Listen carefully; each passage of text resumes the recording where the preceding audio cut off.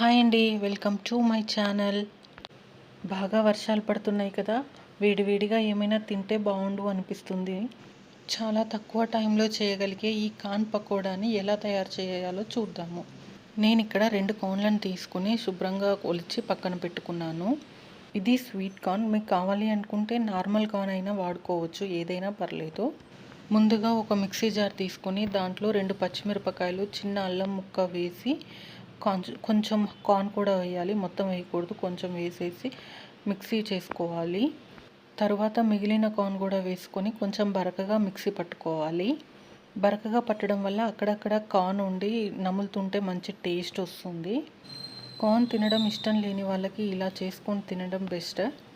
Mixie పట్టుకున్న కార్న్లో ఉప్పు, కారం, కొంచెం జీలకర్ర వేసుకొని అలాగే 2 స్పూన్స్ శనగపిండి, 2 స్పూన్స్ వరిపిండి వేసుకోవాలి. మీకు నచ్చితే ఇక్కడే కొంచెం ఉల్లిపాయను, చాట్ మసాలా కూడా వేసుకొని కలుపుకోవచ్చు. ఈ బ్యాటర్ మనం గారెలు వేసుకునే పిండిలా రెడీ అవ్వాలి. దాన్ని మనకి నచ్చిన షేప్లో వేసుకోవచ్చు. గారెల్లాగా కావాలన్నా, పకోడీలా అయినా ఎలాగైనా వేసుకోవచ్చు. ఇది మీడియం ఫ్లేమ్లో కానీ సిమ్లో కానీ పెట్టి వేడి చేసుకోవాలి, లేదంటే లోపలంతా పచ్చిగా ఉండి పైన కలర్ మారుతుంది, టేస్ట్ అస్సలు బాగోదు. ఇలా గోల్డెన్ బ్రౌన్ కలర్ వచ్చాక తీసి పక్కన పెట్టుకోవాలి. ఇది చేయడం చాలా తొందరగా అయిపోతుంది అండ్ హెల్దీ స్నాక్ అని చెప్పొచ్చు.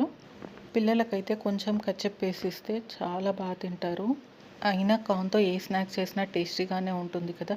ఈ వీడియో మీకు నచ్చినట్టయితే లైక్ చేసి కామెంట్ చేయండి. Thanks for the watching. Bye bye.